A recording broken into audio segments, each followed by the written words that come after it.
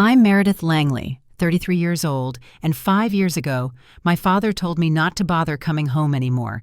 It wasn't a shouting match or some messy family meltdown. He just looked at me across the Thanksgiving table and said with perfect calm that I was an embarrassment to everything our name stood for. 5 years. Later, I was a sitting judge in my district wearing a black robe and signing decisions with the same last name.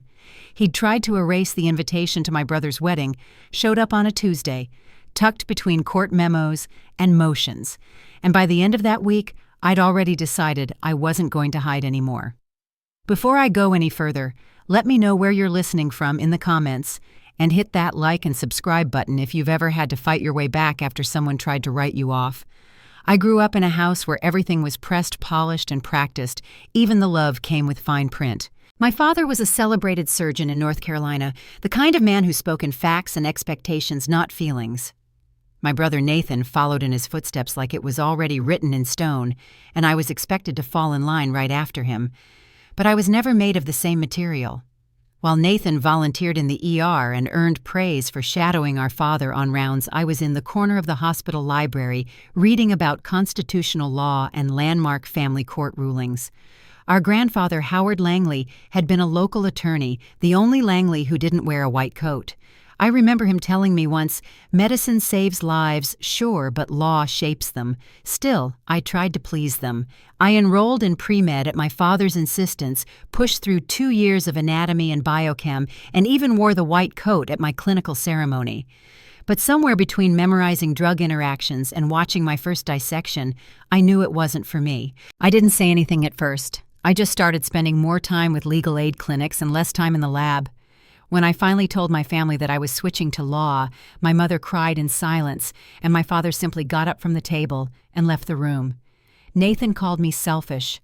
"You're walking away from everything this family built," he said. I said I was building something of my own. He didn't reply. The truth is, I didn't have a grand plan. I took out loans. I worked part-time at a diner near campus. I shared a basement apartment with a dripping faucet and one working radiator. My grandfather mailed me a check once during my final semester, just enough to cover my books. It came with a note, "Build your own kind of legacy, Meredith. They'll come around or they won't. Just don't wait for them to catch up." He passed away before he could see me graduate, but I kept that note pinned inside my desk drawer through bar prep and every late-night study session. After law school, I clerked for a judge who reminded me of my grandfather's sharp, fair, and utterly immune to flattery. She pushed me harder than anyone ever had. I made mistakes, corrected them, stayed late, rewrote briefs 5 times over. I earned my way into a mid-sized firm that took on difficult family cases, the ones no one else wanted. Custody battles, elder care disputes, guardianship fights, all the messy human things my family never talked about. I never planned to end up in the courtroom, but after a few years, the bench called to me the way medicine never had. I applied for a seat on the district court, and to my own surprise, I got it. Which brings me back to that invitation. Heavy cream cardstock, gold lettering, the Langley family crest embossed on the flap. Nathan was getting married at the estate where we used to spend 4th of July picnics as kids. The last time I was there, I was refilling everyone's lemonade while Nathan was being toasted for completing his residency. And now I was signing orders that would be studied by law students for years to come. My assistant Dana spotted the invite and raised an eyebrow. "You going?" she asked. I didn't answer right away. But that night, I pulled open the drawer with my grandfather's note and ran my fingers along the ink. I read it 3 times before reaching for my phone. I didn't know what kind of welcome I'd get, but I knew this much: they weren't going to pretend I never existed. The envelope was still on my desk 3 days after I'd opened it. I hadn't told anyone at work I was going. Dana had asked, of course she always asked, but I just told her I had personal time coming up and left it at that. My days stayed busy enough to keep my mind distracted: custody hearings, arbitration filings, a juvenile case that had gone sideways and needed urgent review. But every evening I'd come home, pour a glass of tea, and stare at that invitation.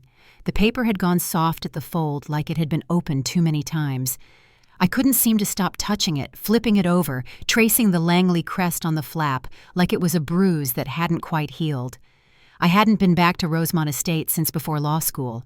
The last time I was there, I was wearing a cranberry blouse that my mother said clashed with the table linens. Nathan had just finished his surgical internship and was being celebrated in the garden surrounded by our father's colleagues.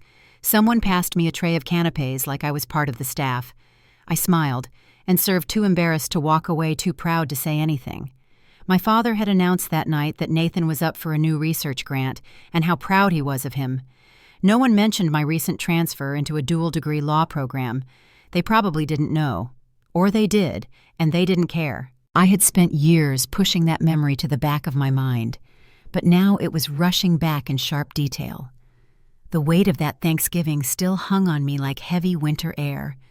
Nathan had stood with a wine glass raised and made a toast that I'll never forget. To the ones who give back, he'd said loud enough to cut through every other conversation. And to those of us who uphold the Langley name with something to show for it. A few people chuckled. My aunt looked down at her plate. My mother sipped her water.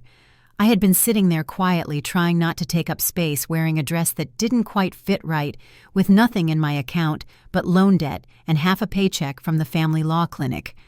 I folded my napkin and left before dessert. My father didn't call. Nathan didn't ask where I went. My mother sent a card a few weeks later that said, "Hope you're finding your footing." I found more than footing.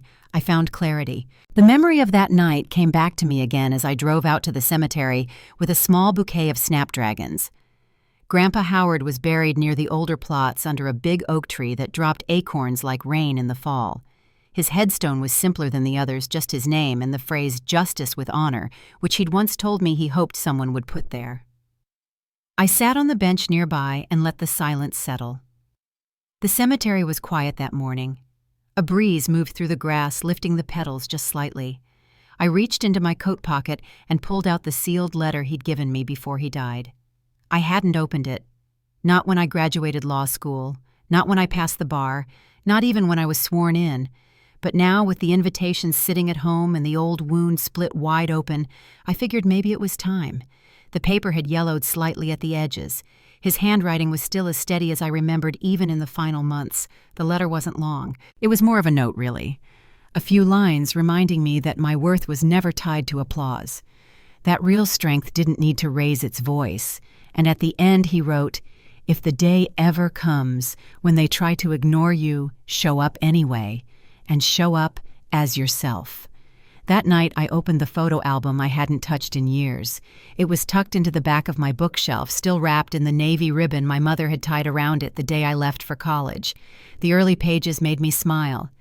There we were, Nathan and me, muddy from the creek behind our old house, fishing poles too big for our hands. In those days, he was my best friend. We used to share bunk beds and whispered stories after lights out. Somewhere around middle school, the distance started. First small, then wide as the Mississippi. Our father had begun taking Nathan on weekend hospital tours, surgical lectures, private breakfasts with visiting faculty. I got asked to tidy the house before guests arrived. I wasn't bitter, not then. I just noticed it. As I flipped through the later pages, the changes were impossible to ignore. Family Christmas photos with me off to the side, my smile pulled tight like it had been practiced. Nathan front and center, always standing just behind our father. There was one photo I couldn't look away from, my white coat ceremony.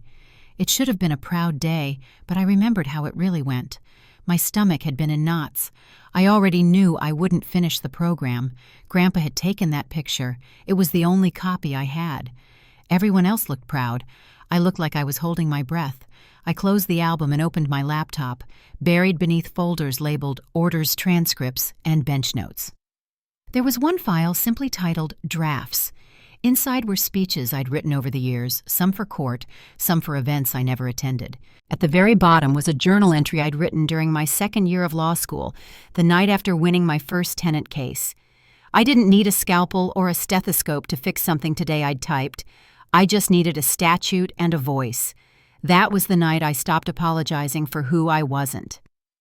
The next morning, I pulled into the driveway of Grandpa Howard's house.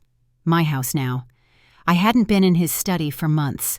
The air still held a faint scent of pipe tobacco and cedar. I let my fingers drift over the books lining the shelves, trial manuals, Supreme Court volumes, not a single medical journal in sight. He used to call it the sanctuary, even though it barely fit a desk and 2 armchairs. I sat in his chair and pulled open the bottom drawer. Tucked in the back was a photo I'd never seen. Grandpa and me standing outside my law school on the day I got my internship. He had his arm around me, and I was smiling in a way I didn't even recognize anymore. Not polite, not careful, just real. That night I opened my phone and sent a 4-word email to my mother's private address. "I'll be there. Meredith." I didn't sleep much. The next few days blurred together hearings, late nights takeout, and a quiet restlessness I couldn't name. On Friday, I left the courthouse a little early, drove past the florist, and ordered a simple arrangement of gardenias. I had them delivered to Rosemont Estate with no card. Just a presence. A placeholder. The first move of many. The Monday after I sent my RSVP, I returned to court like nothing had shifted. On the surface, it hadn't. My clerk, Vanessa, handed me the day's docket, along with a fresh cup of coffee, and the morning moved ahead with routine precision. A custody modification hearing, a landlord-tenant dispute, an emergency order of protection. But something sat differently beneath my skin. As I listened to testimony and issued rulings, I could feel a quiet current running under everything, a pull towards something I hadn't fully faced in years. When the courtroom cleared at lunch, I sat alone in chambers, the hum of the wall clock filling the space, and stared at the framed photo on my bookshelf. It was from my investiture ceremony, Judge Harriet Monroe placing the robe on my shoulders. No parents in the background, no brother, just me, the gavel, and the job. Later that week, I drove out to Grandpa Howard's house again. It still smelled like him, leather old books, the faint trace of cedar polish. I wandered into the kitchen and stood at the counter, letting my hands rest on the cool marble. He'd loved that kitchen, called it the heart of the house. I remembered standing there years ago, the night I told him I was leaving medical school. I'd expected disappointment, maybe confusion. Instead, he poured us both a glass of sweet tea and said, "Well, it's about time you told them who you really are." It was the first time I felt like someone saw me without conditions. That evening, I pulled out an old laptop I hadn't touched in a while. I found it buried beneath a stack of file folders in my hall closet. The battery was long dead, but once it charged, it booted up just like it used to. I scrolled through dusty desktop folders until I found the one marked Letters I Never Sent. Most were from the early law school years. One caught my eye, a draft email to Nathan that I'd never finished. I'd written it the night I passed the bar. It started with, "I thought you should know I made it." That was all. No anger, no apology. Just a simple truth I hadn't had the nerve to send. The next morning, I parked outside the Langley Foundation's main building. I'd agreed to speak at a continuing legal education panel on judicial ethics. The event was hosted in the same building where my father sat on the board of trustees. I doubted he'd be in the room, but the air still carried a chill of old conversations. The panel itself went smoothly. A few young attorneys asked about balancing personal bias with judicial duty, and I gave them the clearest answers I could. Afterward, as I gathered my notes, a woman approached with a warm smile and steady posture. "Judge Langley," she asked. "Yes, I'm Lauren. Lauren Bright. I believe you ruled on my community housing case 2 years ago." I remembered her name, and the case, a dispute between a local developer and a family-owned housing center. Her firm had represented the center with quiet conviction. "You did excellent work," I said sincerely. She looked relieved. "Thank you. I've always admired your courtroom. Fair but firm. You keep everyone honest." We chatted briefly, and she moved on, but her words echoed with unexpected weight. That someone in my own field, outside of any legacy, knew my work, recognized it without mention of the Langley name, felt like a door unlocking. That evening, Dana stopped by my office with 2 coffees and 1 question. So she said, setting the cup down, "You going to tell me what's going on? Or do I have to keep guessing?" I gave her a look, but she just sat down and waited. "I got an invitation," I said finally. "My brother's wedding, Rosemont." She let out a low whistle. "Are you going?" "I already RSVP'd." Quietly. She sipped her drink and studied me. "They don't know you're coming, do they?" I shook my head. "Well," she said, setting her cup down, "make sure you walk in wearing something that says, 'I made it on my own.'" The next weekend, I drove out to the local tailor. I hadn't worn anything formal in years outside the courtroom, but I wanted something that didn't say judge so much as I'm not hiding anymore. I tried on a few options, none of which felt right. Just as I was about to leave, the woman behind the counter brought out a forest green wrap dress, simple but striking. I looked at it and said yes before I even tried it on. It reminded me of the crepe my mother used to wear to galas, only this time the statement wouldn't be borrowed from her. That same day, I passed the old church downtown and saw the doors open for a food drive. I parked and went inside. The pastor, Reverend Clay, had known my grandfather well and greeted me with a kind smile. He asked about my work, how court was, how the house was holding up. Before I left, he handed me a folded note. "Howard wrote this for you, told me to give it to you when you seemed ready." I took it home and opened it on the porch. It wasn't long. Just a few lines in his steady print legacy doesn't have to come from those who built mansions. Sometimes it comes from the ones who learned to stand alone. I read it twice and slipped it into my coat pocket. That night I stood in my hallway staring at an old photograph from childhood. Nathan and I were sitting side by side on the front steps, popsicles in hand, sunlight streaking across our faces. We looked like any brother and sister, back before expectations, before comparisons, before everything changed. I didn't know what I would say to him, or to our father, but I knew I wouldn't stay silent. The days passed slowly after that. Each one edged a little closer to the date printed in gold at the bottom of that invitation. As the weekend approached, I packed an overnight bag with care, just the essentials, nothing performative. The dress, a pair of earrings, Grandpa's letter.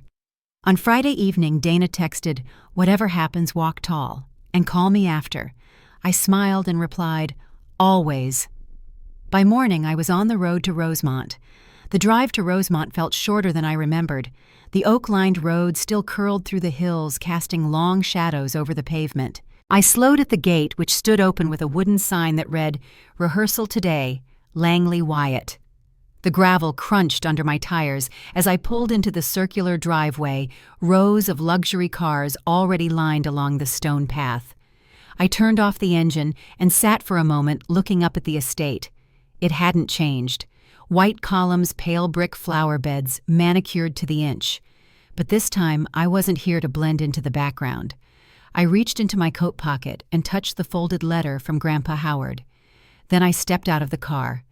The front lawn was already buzzing with activity. Caterers carried trays across the grass. Strings of white lights were being tested. From the corner of my eye, I saw the wedding planner directing two florists toward an archway near the garden. A familiar voice cut through the noise. "Meredith." I turned and saw my mother walking toward me from a side path, holding the hem of her dress away from the damp grass. She looked startled at first, then softened. "You came," she said. "I told you I would." She pulled me into a careful hug, then stepped back, smoothing my shoulders as if to reassure herself I was really there. Her eyes drifted toward the rehearsal space. "Your father's inside," she said quietly. "Nathan's near the arch. No one's seen you yet." I nodded. "That's fine. You look beautiful," she added, her voice low. "Maya picked the dress," I said with a small smile. She said it needed to say, "successful, but unbothered." My mother chuckled softly, though her eyes were already darting again toward the activity on the lawn. "Are you ready for this?" "I've been ready." We walked together toward the garden. As we reached the stone path, my cousin Ashley spotted us and nearly dropped her glass of champagne. I gave her a polite nod as we passed. Uncle Lee did a double-take. One of my father's former colleagues whispered something to the man beside him. I kept my steps even and steady. Catherine appeared before I saw Nathan. She was standing to the side of the arch, looking down at a clipboard. Her blonde hair was loose, and she wore a pale blue dress that moved easily in the breeze. When she looked up and saw me, her whole face lit up. "Judge Langley," she called, walking quickly toward me. "I didn't know you'd be here." Conversations around us quieted. A few heads turned. I heard the pop of a champagne cork, and then silence. Catherine reached me and did something I hadn't expected. She gave a slight respectful curtsy. "I'm sorry," she said with a smile. "I mean Meredith. You're kind of a legend at our firm." I smiled and reached to shake her hand. "It's good to see you again." Behind her, I saw Nathan turn. His expression went from curiosity to shock in a matter of seconds. He took a few slow steps forward, stopping just short of us. "Meredith," he said, his tone flat. "This is unexpected." "Is it?" I replied. "I did RSVP." Catherine looked between us, confused. "Wait, you two know each other?" My mother stepped forward, placing a gentle hand on Catherine's shoulder. "Catherine, this is Nathan's sister." Sister Catherine turned to Nathan, blinking. "You told me your sister left med school and disappeared." Nathan didn't answer right away. His jaw tightened. "I didn't disappear," I said calmly. "I changed paths. I became a judge." Catherine's eyes widened. "Wait, you're Judge Meredith Langley, the same one from the housing rights cases." There was a long silence. A few guests had moved closer without pretending otherwise. I heard someone whisper the word, "federal shortlist." Nathan shifted beside us. "Well," he said, forcing a thin smile, "law has its place, I suppose." "Hardly saving lives, though, right?" I replied, keeping my gaze on him. "That's always been the line." My father appeared on the stone steps just then, stopping mid-stride when he saw me. His eyes moved from my shoes to my face expression unreadable. "Did you know about this?" Nathan asked him, his voice sharp. My father looked at me for a long moment, then said, "Your mother mentioned it was a possibility." Catherine stepped back, arms crossed. "You said your sister couldn't handle the pressure. You never told me she was a judge." Nathan's voice faltered. "It wasn't relevant. It wasn't relevant that I've been citing her ruling since my second year at Georgetown," she asked. "That I argued in her courtroom last spring." No one answered. Somewhere behind us, someone let out a soft whistle. My father cleared his throat. "Perhaps we should continue this conversation inside." "Why?" I asked. Nathan didn't seem concerned about privacy 5 years ago when he announced over pie that I was a disgrace. Nathan flinched. "That was a long time ago, Meredith. You did walk away from something most people would kill for." "I walked toward something I was actually meant to do," I said. "Just like Grandpa did when he chose law over surgery." "That was different," my father cut in. "Was it?" I asked. "Or was it acceptable because he was a man making his own choice, while I was just the daughter who should know her place?" My father had no response. Catherine, still standing nearby, reached for her engagement ring and slipped it off. She placed it in Nathan's palm. "I need some time," she said quietly. "This isn't just about your sister. It's about everything you didn't say." She looked at me and nodded once before walking off toward the guest house.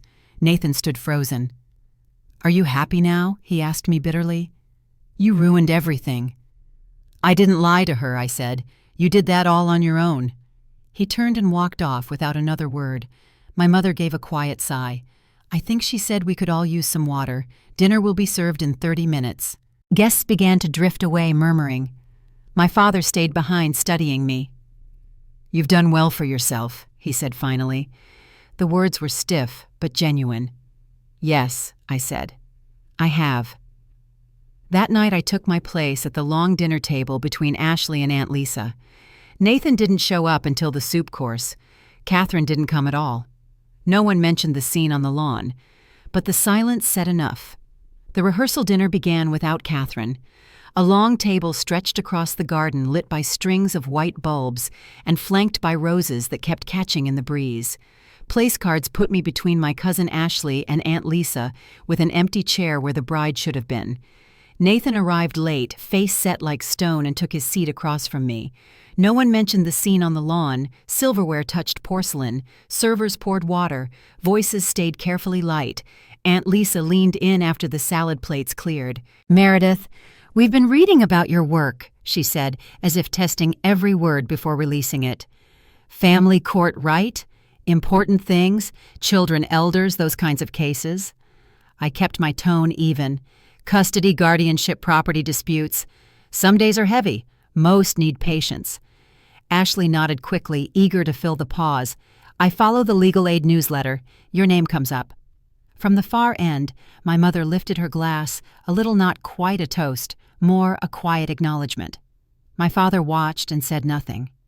The conversation shifted to safer ground. Weather travel, the florist's last-minute mix-up. When the main course landed, one of Nathan's groomsmen stood the kind of man who lived in scrubs and made jokes to cut tension. "I'm Colin," he announced with a grin, glass in hand. "I'd like to toast this family's talent." He glanced my way. "To the surgeon who saves hearts, And the judge, who you know keeps the rest of us honest." A few guests chuckled. I shook my head slightly. "Please don't," I said softer than I felt. "Not tonight." Colin sat down, looking chastened. Nathan set his fork down and wiped his mouth with the corner of his napkin like he was parking a thought. "Let's not rewrite history," he said, voice low but carrying. Meredith walked away from medicine. "We can be proud she found something to do, but we don't need to pretend it was the plan." The table went still. A server paused behind my chair and then moved on. I counted a slow 4 beats and answered. I didn't walk away from work. I walked toward mine. "There's a difference." He gave a half laugh that didn't reach his eyes. "Most people would kill for the opportunities you—" My father spoke up, surprising everyone, including himself. "Nathan," he said, not loud, just firm, "that's enough." Nathan turned toward him. The lines around my father's mouth had deepened in the last few years. Tonight they looked earned. "Your sister did not fail." He continued, clearing his throat as if every word had to pass a gate. "You were competitive with her from the beginning. Your mother and I encouraged it more than we should have." The admission slid across the table as softly as a folded napkin, but it landed with weight. Nathan blinked. "So this is my fault?" "No," my father said. "It's ours. Mine." Neither of us spoke. Somewhere down the line, a bridesmaid murmured something about schedules and rain plans, and the spell broke. I excused myself before dessert and stepped into the night air. The garden was dim beyond the lights, a little pool of quiet tucked away by the hedge. I followed the stone path to the reflecting pool and sat on the cool edge, the letter from Grandpa still folded in my pocket.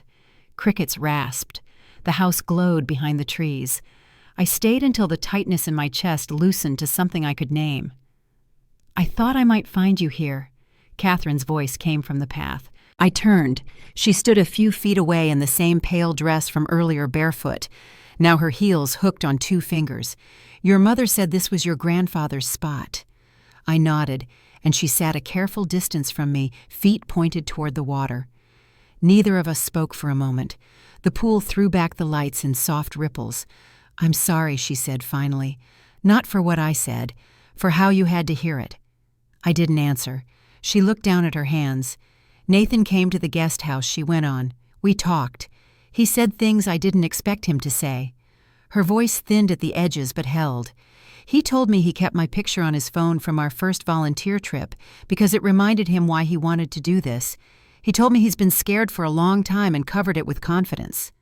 She swallowed. "I told him the wedding had to wait." She kept her eyes on the water. "I'm not sure what happens next." "Waiting is honest," I said.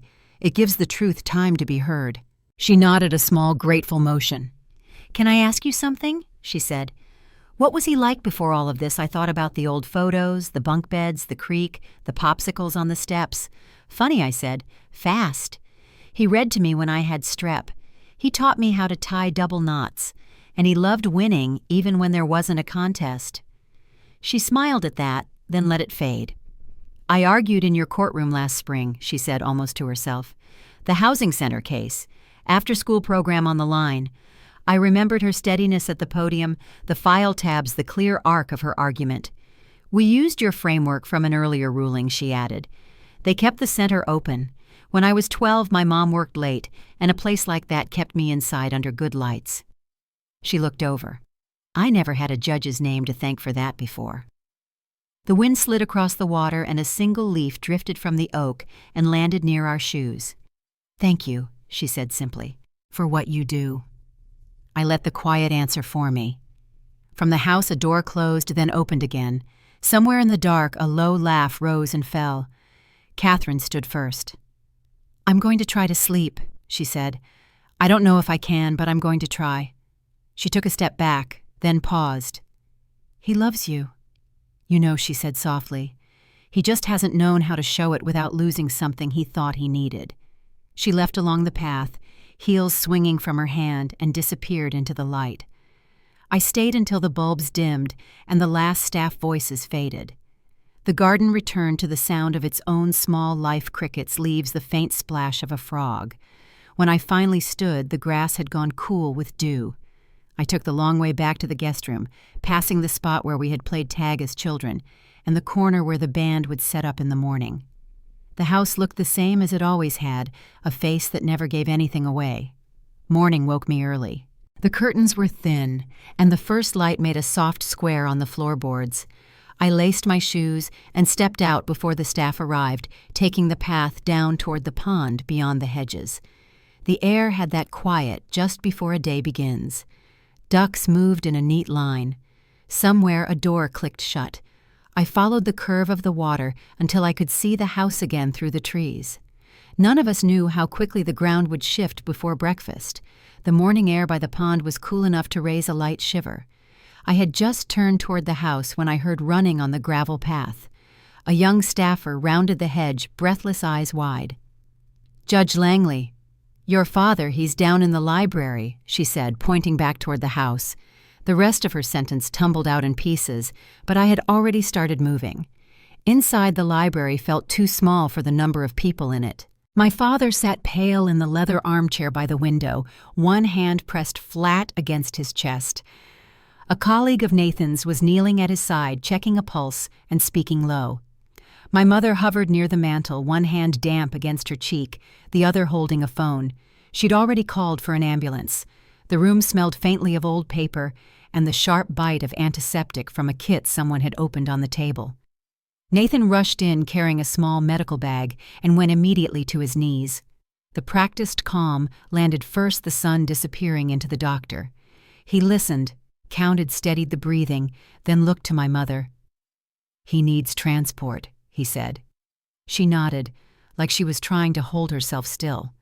I stood at the end of the desk out of the way, feeling the pull to move closer and the urge to leave space for the work being done. My father's gaze found me. He gestured with 2 fingers, a small, insistent motion. "Meredith," he said, and the way he said my name cut through every sound in the room. I stepped closer and took his hand. It felt cool and dry. He studied my face as if trying to reconcile old pictures with the person standing there. His voice was thin but steady. "I may not get another quiet minute," he said. Nathan opened his mouth to protest, and my father lifted a hand toward him without looking away from me. "Let me speak," he added. "Then to me, I was wrong. I pushed you toward a life that wasn't yours and withdrew when you refused to live it for me." The ambulance siren grew louder outside. My mother closed her eyes and exhaled like she'd been holding the same breath for years. My father kept talking, words clipped but clear. "Your grandfather told me I'd regret it. He came to my office after that Thanksgiving and said, 'Ask for her forgiveness now, Robert, before it's too late.' He squeezed my fingers with surprising strength. I hope I am not too late." The paramedics entered, and everything in the room shifted into a sequence of practiced movements. Oxygen, questions, a monitor in a tidy black case. Nathan answered most of them in short, precise phrases. My father didn't let go of my hand until the stretcher was ready to roll. "Meredith," he said again, softer this time. I nodded once. "We'll meet you at Memorial," I told the paramedic, stepping back. On the driveway, sunlight spilled over the hood of the ambulance. My mother climbed in first. Nathan and I stood together as the doors closed and the siren started up. For a second, we looked like 2 people waiting for the same bus. He ran a hand through his hair, the gesture carved into muscle memory. "I'll ride with you," I said. He nodded, and we headed for my car. The drive into town was quiet. The road unspooled past the oaks and then into the low-slung buildings near the hospital complex. Nathan stared straight ahead, one knee bouncing. "It looked like angina again," he said at last. Rhythm was irregular, but he was stable. I kept my hands steady at 10 and 2. "Will he need a catheterization?" He shrugged once. Maybe just an adjustment. He hates slowing down." A small, rueful sound escaped him, not quite a laugh. Neither of us filled the space that followed. Memorial's waiting room was half empty when we arrived. My mother had been taken to a small consultation area, and we were told to wait. Nathan paced. I found the clipboard of intake forms and sat with them across my knees. Years of legal paperwork made them go quickly. "Do you want me to handle the insurance details?" I asked. "Please," he said without looking up. We fell into something that felt almost like a rhythm, his steps crossing and recrossing, the same patch of carpet my pen scoring signatures where the lines told me to. After a while, he sat down heavily, and pressed his palms together. "I don't know how to do this," he said, eyes on his hands. "Be wrong." The words came out flat, unadorned. I thought about the courtroom, about the days when I walked back my own thinking after a better argument. "It gets easier with practice," I said. "You adjust. You try to do the next thing right." He nodded like he was cataloging the idea for later. A physician stepped into the doorway and called our name. We stood together. He looked at Nathan, first recognized him, and switched into the shorthand of colleagues. "EKG was abnormal, but not scary," he said. "Enzymes are fine. Stress and poor sleep aren't helping. We're adjusting his medications and keeping him for observation." My mother stepped out behind the doctor, eyes red but steady. "He wants to see you both," she said. The visit itself was short.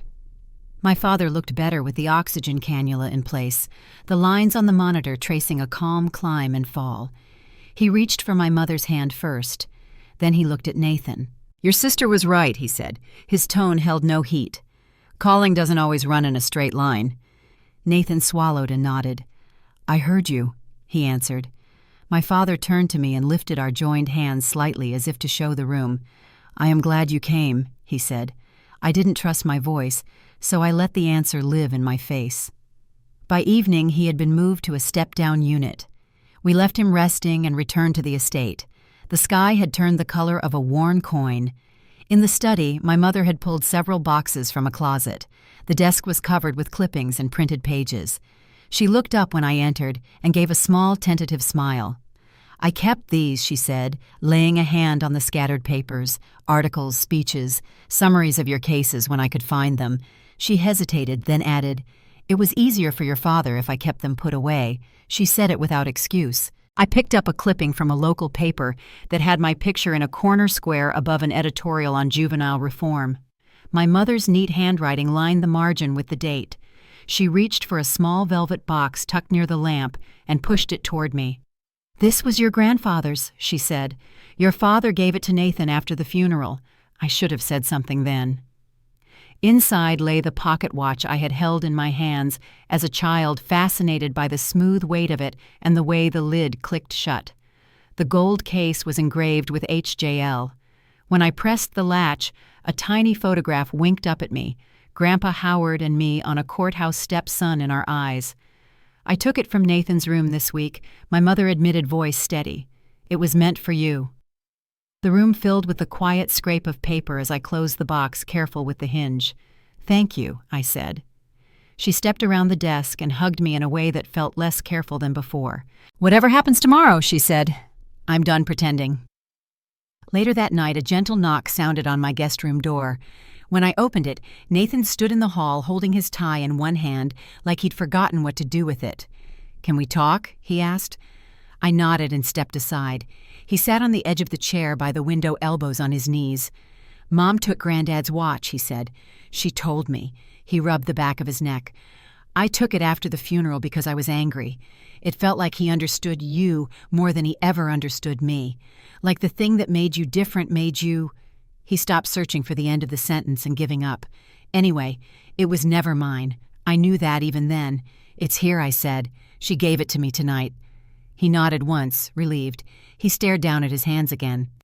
"Catherine and I talked this afternoon," he said. "She wants to postpone the wedding." He didn't flinch at the word. "She says we have to rebuild trust from the ground up or not at all." The quiet settled between us. "I'm sorry I said and meant it." He looked up with a small, unguarded expression I hadn't seen since we were kids. "Me too," he said. "But I think she's right." He stood to leave, then paused at the door. "Is it true about the shortlist?" I raised an eyebrow. "Which one?" He almost smiled. "The federal bench. They're saying your name out loud in rooms I never thought I'd hear it." I didn't answer directly. He nodded anyway. "You'd be good at it," he said, and for a moment there was no edge in his voice, only the recognition of work seen clearly. When the hall was quiet again, I set the watch on the nightstand where the light could find it. The garden had gone dark. Somewhere in the distance, a truck shifted gears on the main road. I lay back and felt the day travel through me in long, even breaths. In the morning, I would go to the hospital with my mother. Nathan would speak to the planner about postponing. Calls would be made. Rooms would be cleared. but tonight held a stillness I hadn't felt in years. We were not fixed. We were not finished. We were at last beginning to turn. Morning brought answers and a small measure of relief. Memorial kept my father for observation, adjusted his medications, and released him with a list of instructions he promised to follow. Back at the estate, the planner met us in the study and spoke softly as if loud words could crack the day. The rehearsal dinner had ended in fragments. The wedding would not happen. My mother called the caterer and the florist. I handled the contracts and penalties line by line while Nathan stood at the window and watched the staff carry arrangements back to their trucks. Catherine stayed in the guest house until her parents arrived. She and Nathan spoke again on the stone path near the hedges. I didn't hear the words, only the shape of them, the pauses, the nods, the resolve that settled into their shoulders. By the time the last van rolled down the drive, the decision was clear. The ceremony was postponed with no new date. People hugged us in the foyer and left their wishes in careful phrases. The house exhaled when the door closed behind the last guest. The weeks that followed were a long, slow rearranging. My father kept his follow-up appointments. He walked in the mornings and left earlier in the evenings. My mother moved through the house like someone opening windows after a storm. The formal dining room went unused. We started eating in the breakfast nook, where the light came in honest and warm. Once a week I stopped by with a casebook or a pot of soup and stayed through coffee. No one mentioned Thanksgiving. No one needed to. Catherine sent a short note on embossed stationery a month after the non-wedding. The ring remained with Nathan. The commitment would be to truth first. She wrote that she was leaving her firm to start a small community practice focused on housing and elder law. The letter was direct, with no extra sentiment. At the bottom, there was a new name, Wyatt Community Law Center. I saw the center for the first time in early spring. It was tucked into a red brick building near the bus line, with a painted sign and a glass door that chimed when you entered. The waiting room held 4 chairs, a rug and a corkboard, layered with flyers for clinics and neighborhood meetings. Catherine stood behind the front desk, speaking with a social worker. She looked like someone building something with both hands. She didn't see me. I left before she could and slipped a donation card into the box by the door. That same week, my mother asked me to meet her at a cafe on the square. She arrived with a folder in her tote and a nervous smile that didn't match the calm woman I'd been seeing in the breakfast nook. I did something she said, opening the folder so that the edge of a receipt showed. I made a gift to the Community Law Center. Anonymous, of course. She slid the paper across to me. The amount was substantial. Your father doesn't know, she added, not apologizing. I've spent years on hospital boards nodding at presentations. I want to move my chair to a different table. She stirred her tea without looking up. They asked if I would consider joining their board. I said I'd ask my daughter if she thought I was up to it. I didn't make a speech. I put my hand over hers and said, yes. News travels quickly through legal circles. By summer, my calendar shifted from state hearings to interviews and background checks. The nomination came on a Thursday. The confirmation followed after its own long season. When the oath was administered in a high-ceilinged courtroom, I felt the robe's weight in a different way. My new chambers held a taller window and a heavier door. The work did not change at its core. It only reached farther. On my second week at the federal courthouse, the clerk handed me a docket with a case that pulled my eyes to the caption, Wyatt Community Law Center v. Northgate Development. It was a dispute over a block of units slated for renovation that would price out the seniors who lived there. When the hearing began, Catherine walked to counsel table with a team of 2. She stood tall notes in order, voice steady. We did not share a look for the room to see. We did not need to. Her opening outlined the facts with clean lines. She cited precedent I knew well and a balancing test I had laid out years earlier. The other side argued property rights and market realities. The case was not simple, but it was clear. During a short recess, Catherine approached the bench with a procedural question, speaking in the same measured tone she had used since the first day I met her in court. "Thank you." "Your Honor," she said when I answered. Then, almost under her breath, "Good to see you." The slightest lift of my eyebrow was the only reply. We returned to the record. That evening, my father called and asked if I had a few minutes.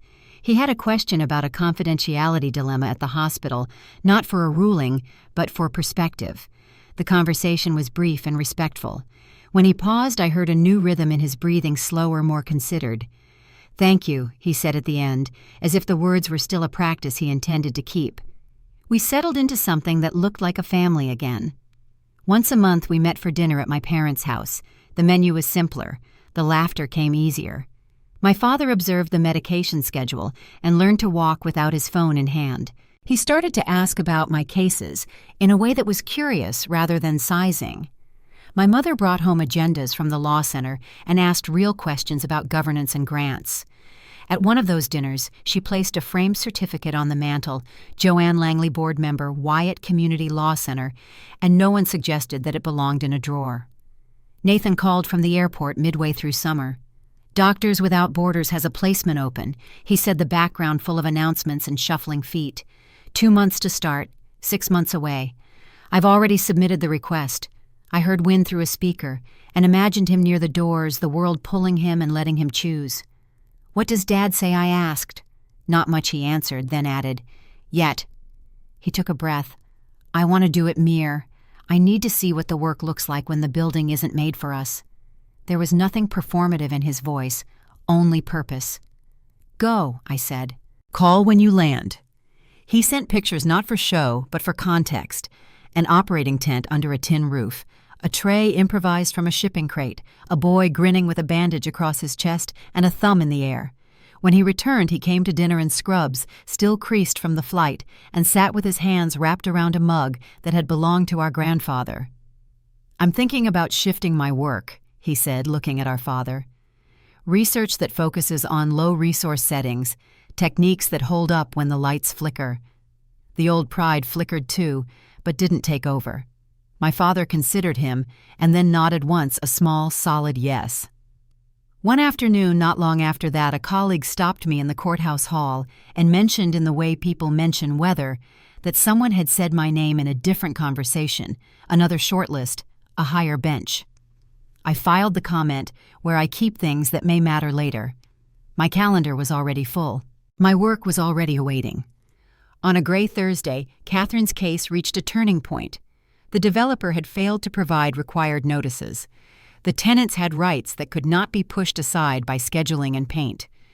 When I read the order in open court, I did so without flourish. The relief granted was narrow and strong enough to hold the line while the city did its part. Catherine didn't smile. She nodded once, gathered her papers, and touched the shoulder of the elderly client seated behind her. That was the only celebration the room needed. We marked small changes at home, too. The portrait of my great-grandfather was moved from the dining room to the hall. The hospital awards shelf shrank to one row that told a cleaner story. My mother found a place on the sideboard for a picture of me at my swearing-in, tucked beside a family photo from the years when our smiles were still uncomplicated. The house looked more like the people who lived there. Autumn returned the oaks to color. I drove past the cemetery on my way back from court and watched leaves drift across the lane. In my briefcase was an opinion I had spent weeks shaping, built on the kind of fairness my grandfather used to talk about at the kitchen table. I thought about stopping. I didn't that day. I wanted to bring it when I could stay longer than a minute. At our next family dinner, my father asked about a new program the law center was launching. My mother described it with surprising fluency, referring to intake thresholds and outreach plans. Nathan sat at the end of the table with a notebook open to sketches of a training module he wanted to build. We cleaned up together with no unspoken assignments. When I left, the porch light followed me to the car like it always had, but the weight behind it felt different. It felt like a welcome, not a warning. On my way home, I folded down the visor and checked the corner where I tucked the small envelope with my grandfather's letter. The crease had gone soft from years of handling. The words were the same, but they sounded new in the quiet car. I drove past the turn for the cemetery and kept going, knowing I would stop soon with something more to say and something important to leave behind. I went back to the cemetery the following week, the sky a soft gray that made the marble look warmer than usual. I brought a printed copy of a new opinion and a single gardenia set both beside Grandpa Howard's name, and sat on the bench where the oak throws its shade. I told him about the case, how the order was narrow but sturdy, how it would hold long enough for the city to do its part. I told him the house looked different now and that the people inside it did too. When I finished, I slipped his pocket watch into my palm and let it rest there solid and familiar. Life didn't change with fanfare. It eased into a new shape. My father kept his morning walks and called when ethical questions at the hospital tangled with policy and people. He didn't ask for a ruling. He asked what considerations mattered and listened all the way through. My mother brought agendas from the Wyatt Community Law Center and learned the cadence of board meetings, budgets, and outreach. She stopped decorating for approval and began arranging rooms for conversation. The portrait that once watched over every dinner moved to the hall, and the breakfast nook became the place where honest talk lived. Nathan came back from his first tour with Doctors Without Borders looking tired in a way that meant he had given what he had. He sat at our table with sunburned forearms and spoke quietly about improvising under pressure and the discipline it takes to make do without comfort. He met with his department and shifted his work toward research for low-resource settings. We started a habit coffee on the first Saturday of the month. Sometimes we talked about medicine and law. Sometimes we just sat and let the silence fill with the sound of a city waking up. Catherine's center outgrew its first office before spring turned to summer. I saw her often in court steady and prepared, lifting up clients whose names never made the news. We didn't trade family updates in public spaces.